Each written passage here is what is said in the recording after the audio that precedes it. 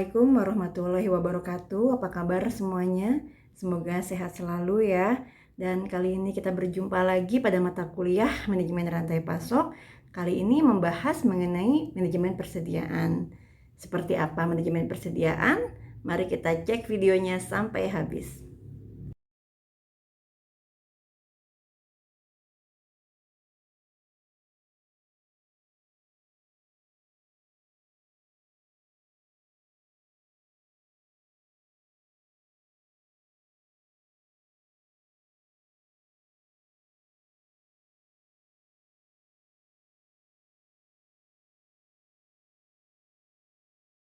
Oke, jadi tujuan pengelolaan persediaan atau manajemen persediaan itu adalah untuk menyediakan persediaan ya.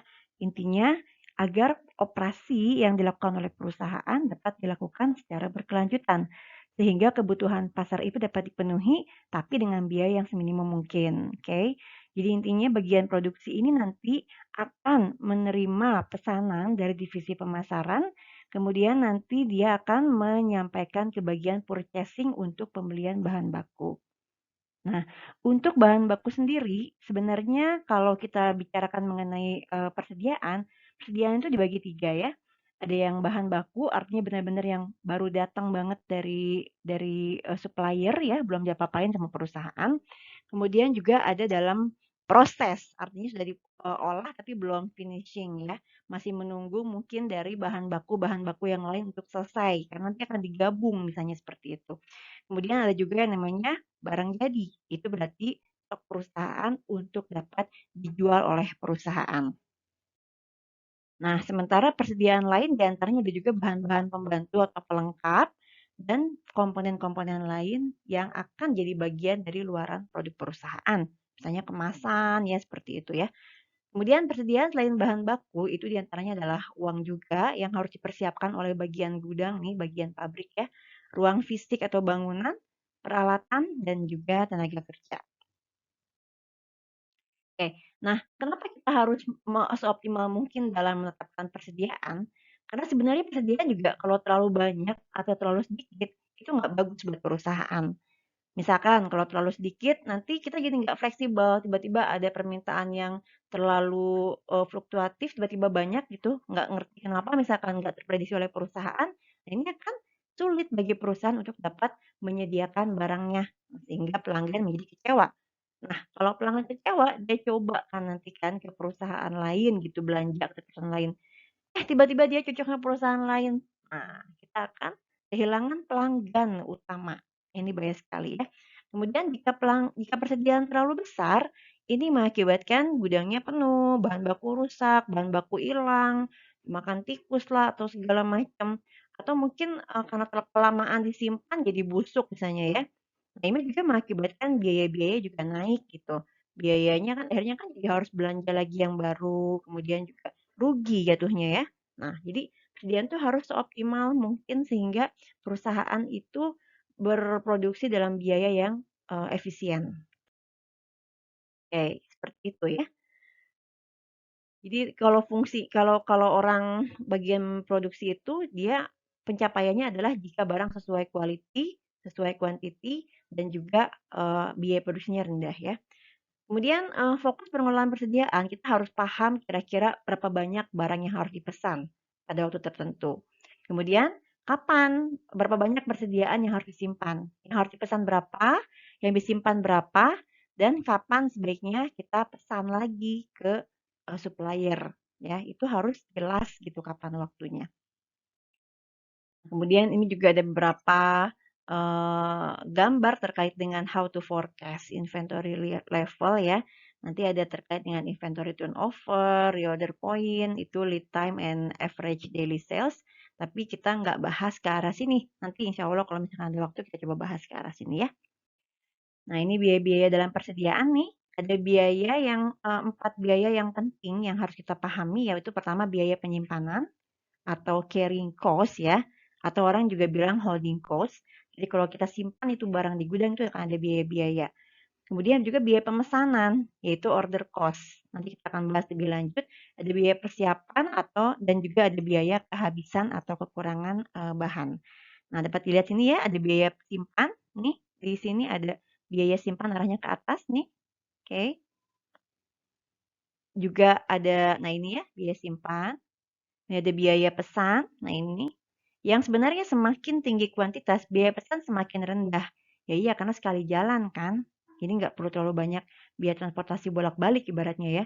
Sementara kalau semakin kuantitasnya semakin tinggi, biaya simpannya yang makin banyak.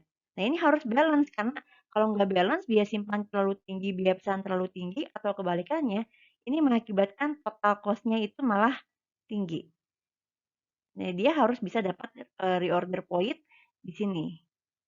Ini namanya economic order quantity. Dia harus dapetin di sini berapa angkanya sehingga mengakibatkan biaya serendah mungkin. Ya, seperti itu. Adapun biaya yang disebut biaya persiapan, sebenarnya biaya-biaya di antaranya ada biaya yang terhitung, ada biaya yang tidak terhitung sebenarnya, atau biaya diperhitungkan gitu, tapi sebenarnya nggak dihitung, nggak keluar uang. Misalkan biaya mesin menganggur, itu uangnya nggak keluar sebenarnya, tapi kan opportunity of cost. Jadi ini barang kalau misalkan dipakai bisa menghasilkan sekian banyak loh. Nah, ini kita kalau nggak dipakai jadi rugi gitu, ibaratnya seperti itu. Kemudian biaya persiapan tenaga kerja langsung, karena mereka sudah ada tapi belum bisa dipekerjakan gitu ya. Biaya scheduling, penjadwalan, biaya ekspedisi, dan seluruh biaya-biaya lain ya. Ini adalah biaya persiapan. Biaya persiapan ini ya ibaratnya biaya yang harus kita kumpulkan sehingga dapat menjalankan produksi ya. Tapi juga biaya kehabisan atau kekurangan bahan baku ini yang tadi saya sampaikan, kehilangan penjualan, kehilangan langganan, ada selisih harga karena beli lebih mahal kalau kekurangan bahan baku ya, terganggunya operasi dan tambahan pengeluaran kegiatan manajerial karena makin pusing, makin banyak rapat segala macam ya. Nah, sementara yang akan kita hitung adalah tadi yang di gambar IOQ tadi ya, Economic Order Quantity tadi, yaitu biaya penyimpanan persediaan dan biaya pemesanan. Nah, kalau biaya penyimpanan persediaan kita bilang carrying cost, oke? Jadi kalau misalkan yang kita cari adalah total carrying cost selama 1 tahun. Dia bersifat variabel terhadap jumlah inventory yang dibeli oleh perusahaan. Adapun contoh-contoh dari carrying cost ini adalah biaya listrik untuk di gudang, untuk di pabrik ya kan. Karena kan harus terang, kalau enggak ntar jadi lembab ya. Biaya AC-nya juga sama, kalau kepanasan bisa hancur kan bahan baku gitu ya. Kerusakan persediaan, pasti ada aja yang rusak, nggak mungkin enggak namanya barang timbun-timbun gitu kan. Asuransi persediaan, biaya perhitungan fisik, karena setiap barang keluar, barang masuk, ada perhitungannya lagi. Jangan sampai ada orang yang ngambil, atau enggak perhitungan yang rusaknya, atau perhitungan yang busuknya, atau perhitungannya hilang. Semua harus dihitung betul-betul, harus exact gitu, harus tepat ya. Kemudian biaya keamanan, biaya kehilangan, ada satpam, ada yang jagain gudangnya juga gitu. Itu adalah contoh biaya penyimpanan persediaan.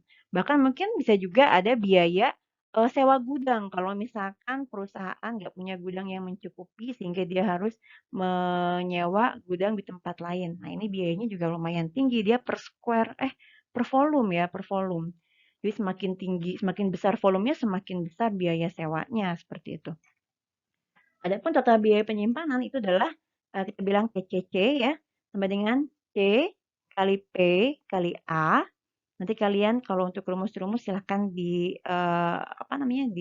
coba diulang-ulang dalam bentuk soal ya, biar lebih paham. Kalau hafal saya sih kurang begitu menyarankan, tapi nggak apa-apa sih kalau dihafal juga bagus-bagus aja.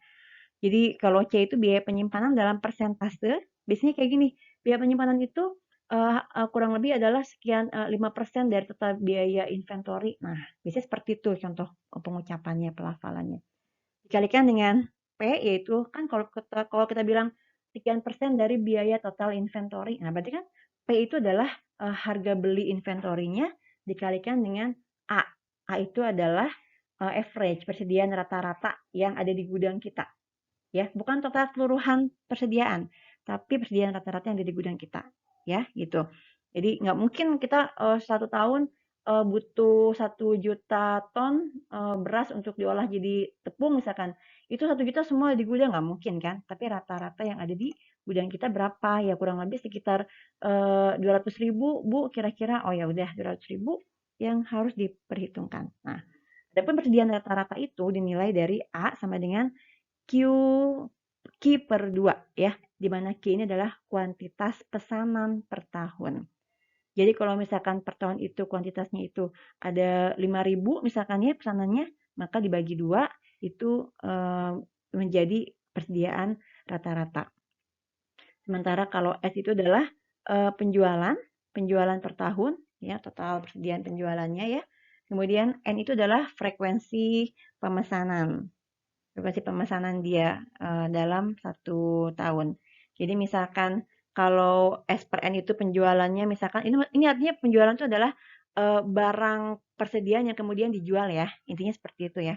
Jadi hampir sama kayak Q, cuma Q-nya dikalikan dengan total semua Q yang ada di perusahaan maka menjadi S gitu ibaratnya seperti itu. Nah, S per N ini adalah penjualan per frekuensi pemesanan. Jadi kalau setahun saya menjual 1 juta ton tadi ya, frekuensi pemesanannya itu 5 kali per tahun, maka saya punya 200.000. Nah, A-nya berapa? 200.000 dibagi 2. Seperti itu ya. Jadi tergantung yang diketahuinya S, N, atau yang diketahuinya Q. Jadi kita bisa pakai 2 rumus ya, seperti itu. Oke. Sebenarnya 2 rumus ini adalah bagian dari rumus itu sendiri. Q itu adalah S per N. Nah, ini contoh soal carrying cost ya. Jadi ini saya pakai yang contoh soal seperti ini. Kita pesannya hanya 1 kali dulu aja biar mudah ya. Pesannya hanya 1 kali dalam setahun. Itu dia 6.000 unit. Harga pembelian per unitnya Rp100. Maka diketahui pula presentasi carrying cost-nya itu 24%. Kita nggak pakai S, nggak pakai N karena udah bisa diketahui A-nya ini ya. Q-nya udah diketahui nih Q-nya. Oke, jadi Q-nya adalah 6.000 unit ya jadinya ya, karena sama aja dengan S per N ini ya. Karena hanya 1 kali pemesanan. Oke, jadi TCC-nya kita tahu rumusnya C kali P kali A. C kali P-nya diketahui. P-nya adalah 100 ya kan? 24%, P-nya adalah 100. Maka yang belum diketahui adalah A. Jadi kita cari dulu A-nya sama dengan Q per 2. 6.000 unit per 2 sama dengan 3.000. Sehingga setelah diketahui A-nya 3.000, tinggal kaliin aja C 24% kali P Rp100 ya per unit kali A 3.000 per unit. 3.000 unit. Sehingga diperoleh 72.000. Ya, seperti itu. Kemudian biaya pemesanan ini ordering cost ini bersifat variabel terhadap frekuensi pesanan ya. Contohnya adalah biaya komunikasi, biaya pengiriman barang, biaya penerimaan barang. Ini kan bongkar muat kayak gitu ya. Bongkar muat transportasi juga kan mahal sekali ya. Biaya penempatan barang ke dalam gudang, biaya processing. Ini kok nggak ada transportasi? Oh ini ada pengiriman. Dan biaya processing pembayaran ke supplier, mau biaya transfer segala macam lah ya. Total biaya pemesanan itu kita bilangnya F sama dengan TOC, total order cost ya. Itu F dikali sales penjualan per tahun dibagi dengan Q, kuantitas pesanan ya. Contohnya misalkan di sini kalau biaya pesanannya 500 per pesanan, oh ya saya lupa menerangkan. S per Q ini sebenarnya adalah jumlah order ya. Kan S itu kan jumlah yang harus dijual per tahun, ya kan? Sementara Q itu adalah kuantitas pesanan, jumlah yang dipesan. Nggak berarti sama dengan S kan ya. Kan bisa aja pesanannya itu berkali-kali dalam satu tahun ya. Nah, jadi kalau S per Q itu berarti sama dengan jumlah order kurang lebih. Misalkan saya pesannya, saya punya kebutuhan 1 juta tadi misalkan. Per kuantitas pesanan setiap belanja saya 200.000 ton. Maka berapa kali saya order? S dibagi Q kan? 1 juta dibagi 200.000 misalkan gitu. Oh jadi saya itu 5 kali pesan. Nah gitu. Nanti 5 kali pesan dikalikan dengan F biaya tetapnya. Kurang lebih seperti itu ya. Jadi di sini diketahui langsung pemesanannya 30 kali. Udah enak banget nih. Jadi tinggal langsung aja F-nya 500 kali 30 sama dengan Rp15.000 ya, seperti itu. Sehingga akan diketahui total biaya persediaan itu adalah total carrying cost tambah total order cost. Tadi diketahui 75.000 tambah 15.000 sama dengan 90.000. Nah, inilah cara perhitungan dari total biaya persediaan dalam manajemen persediaan.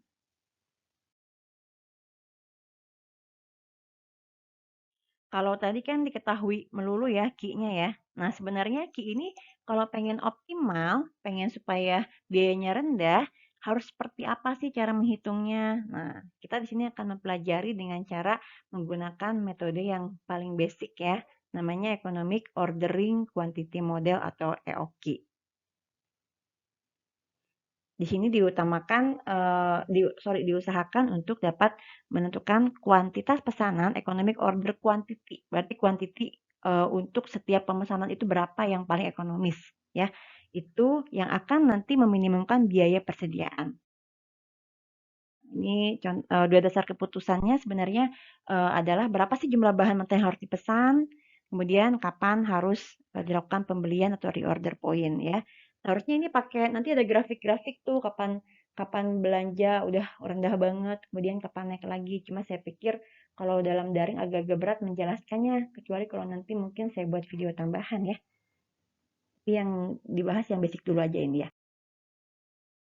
Nah, ini rumus EOQ itu adalah akar dari 2 kali F, tadi biaya pesan, ingat ya, dikalikan S, kebutuhan persediaan tahunan, nih, S itu yang tadi ya, sales tahunan yang harus dijual oleh perusahaan, inventory-nya. Kemudian C, ini biaya penyimpanan, C, kemudian dikalikan dengan P, harga beli per unit. Jadi EOQ adalah 2 kali F kali S dibagi C kali P, kemudian nanti dicarikan akar pangkasnya. Ada asumsinya juga di sini karena tidak bisa digunakan untuk semua kasus ya. Di sini adalah jumlah kebutuhan bahan mentah dapat ditentukan lebih dahulu secara pasti ya. Atau minimal penyimpangannya nggak terlalu tinggi lah. Biasanya dia relatif stabil, bukan bukan bukan barang yang memang fluktuatif gitu permintaannya ya. Kemudian penggunaan bahannya selalu konstan, kontinu tiap bulan, nggak fluktuatif banget ya. Kemudian pesanan persis diterima pada saat tingkat persediaan sama dengan 0 atau di atas safety stock. Kemudian harganya itu konstan selama periode tersebut. Nah, reorder point itu adalah titik pemesanan harus dilakukan untuk mengisi persediaan. Kapan kira-kira saya harus memesan? Tapi harus pertimbangkan dengan waktu tunggu juga ya. Karena gini, kalau kita pesan sekarang, pas barang sekarang udah habis, berarti kan nanti barang keburu kosong di gudang. Tiba-tiba 2 hari, 3 hari nggak bisa beroperasi nanti barang pabriknya. Nanti akan banyak biaya yang keluar, terutama biaya kehilangan pelanggan. Nah, seperti itu. Adapun titik pemesanan ulang adalah waktu tunggu dikalikan dengan tingkat penggunaan inventory ya. Di sini persediaan pengaman atau safety stock ini adalah persediaan tambahan yang digunakan untuk berjaga-jaga. Kenapa harus pakai safety stock? Karena kalau kita menggunakan EOQ aja, tadi dibilangin itu kalau misalkan dia datangnya tepat waktu barang-barangnya, apa namanya, dari supplier. Sementara nggak selalu tepat waktu, namanya keterlambatan tuh ada aja gitu ya. Dan kemudian kita juga harus menjaga barang disimpan di gudang supaya persediaan jaga-jaga kalau misalkan nanti ada pesanan mendadak misalkan seperti itu ya. Maka kita membuat persediaan awalnya itu adalah EOQ tambah safety stock ya, persediaan awal yang harus diperhitungkan. Sementara kalau persediaan rata-ratanya itu harus EOQ dibagi 2 tambah safety stock rata-rata per tahun ya, per bulannya, sorry, rata-rata per bulan. Nah, di sini ada cara menentukan safety stock kayak gimana. Ini banyak hal yang mempengaruhi. Ada faktor pengalaman, sebelum-sebelumnya kayak gimana sih supplier, oh selalu on time, oh berarti ini aman nih, nggak pernah terlambat ya, safety stocknya cukup hitungan 1-2 hari aja misalkan. Tapi kalau misalkan, wah ini karena beda pulau Bu, jadi kadang-kadang nungguin barang nyampe ke pulau kita itu itu antriannya panjang, kadang pendek. Jadi kita ada kemungkinan keterlambatan sekian hari. Nah, ini kita harus mempertimbangkan hal itu. Walaupun bukan weekend atau peak point ya. Ada faktor dugaan juga gitu ya, biaya-biaya yang muncul. Kalau misalkan telat sehari 2 hari, tapi untuk bahan baku yang nggak terlalu penting dan itu dapat diatasi, itu mungkin nggak masalah gitu. Tapi kalau untuk biaya bahan baku yang luar biasa tidak bisa digantikan, maka kita harus mempercepat waktu safety stock ibaratnya seperti itu. Ya. Contohnya nih, penggunaan per hari itu 15 kilogram. Kemudian kemungkinan keterlambatan itu sekitar 7 sampai 10 hari misalkan seperti itu. Maka kita cari yang paling jauh 10 hari. Jadi safety stock yang ada di gudang kita itu harus 10 hari kali 15 kilogram, yaitu 150 kilogram. Ini harus ada di gudang kita sebelum kita melakukan order. Jadi kalau udah order quantity kita uh, udah nyampe 150 kilogram, ini udah waktunya kita harus membeli kembali karena kalau enggak nanti akan terlambat sekian hari mengakibatkan barang di gudang itu kosong ya. Seperti itu ya. Paham ya safety stock ya. Contoh kasusnya nih, perusahaan penjualannya itu 2,6 juta kilogram terigu ya. Dia jual 2,6 juta. Biaya pemesanannya adalah 5.000 biaya pemesanannya. Ingat ya biaya pemesanan apa ya. Kemudian biaya penyimpanannya itu adalah 2%, yaitu C berarti ini ya. Biaya pemesanannya F ya. Biaya pemesanan itu kan biaya sifatnya fix ya. Dan kemudian harga belinya adalah 5 per kilogram. Ini berarti P. Oke. Persediaan pengamannya 50.000 kilogram dan waktu pengirimannya 2 minggu. Nah, ini berarti 14 hari. Dan ada syarat juga dari perusahaan supplier bahwa setiap pemesanan terigu itu harus kelipatan 2.000 kilogram katanya. Nggak boleh kurang, kalau nggak nanti kena kena penalti misalkan seperti itu ya. Soalnya mereka mainannya mungkin grosir kali ya, nggak mau terima barang sedikit-sedikit gitu. Nah, maka besarnya EOQ itu tadi diketahui rumusnya 2 kali F kali S kali P kali P. Kita lihat sendiri di sini. F-nya kita tahu tadi ya, diketahui. F-nya itu adalah 5.000 ya. Kemudian S-nya tadi adalah 2.600.000 ya kan salesnya. Karena harus semuanya harus sama kalau kilogram kilogram semua ya. Ingat, kalau kita menggalikan atau membagi satuannya harus sama semuanya. Dibagi C tadi 2% ya, dikalikan dengan harga yaitu 5. Setelah kita cari di sini, angkanya akar pangkat ini ya, akar pangkat diperoleh 509.902 kilogram. 509.902 kilogram ya. Jadi ini kalau karena pesanannya nggak boleh receh gitu, harus per 2.000, maka kita bulatkan menjadi 510.000 kilogram. Inilah EOQ. Ya, seperti itu. Inilah EOQ. Jadi kita kalau pesan itu harus 510.000 kilogram. Jangan kurang dari ini, jangan lebih dari ini. Karena nanti biayanya nggak akan optimal. Jadi sekali pesan, Ki-nya diganti sama EOQ. Paham ya? Tadi kan Ki kan permintaan, itu belum hitung EOQ. Nah, kalau kita pakai EOQ, ini pasti akan lebih murah lagi biayanya. Seperti itu. Nah, reorder point pemesanan ulang itu kita lihat dari penggunaan per minggunya dulu. Kita harus hitung tadi 2,6 juta adalah dalam 1 tahun. Maka kalau per minggu kita bagi 52 diperoleh 50.000 kilogram. Kita pengen tahu kan titik pemesanan ulangnya kapan gitu. Nah, titik pemesanan ulangnya itu adalah kita harus lihat persediaan selama pengiriman. Karena pengiriman tadi adalah 2 minggu ya. Maka kita harus punya barang sebanyak 50.000 kali 2 minggu untuk diolah selama 2 minggu itu. Paham ya? Kan pabrik nggak mungkin berhenti bergerak selama nunggu barang. Jadi 50.000 itu harus disiapkan untuk menyimpan barang. Sementara safety stocknya itu 50.000 ya, 50.000 safety stock. Jadi nanti kalau kita menjumlahkan itu berarti 100.000 tambah 50.000 diperolehlah 150.000 kilogram.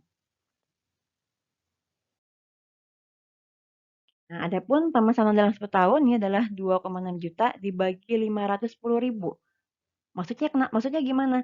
Salesnya, penjualannya dibutuhkan 2,6 juta, ya enggak? Sementara kuantitinya sekali pesan adalah 510.000. Nah, berarti berapa kali Anda memesan dalam setahun? 2,6 juta dibagi 510.000, yaitu 5,098 kali misalkan ya. Atau kurang lebih dibulatkan 5 sampai 6 kali ya. Atau kita hitung lagi, jangan kali. Per berapa hari nih kira-kira kalau dikonversikan dalam bentuk hari?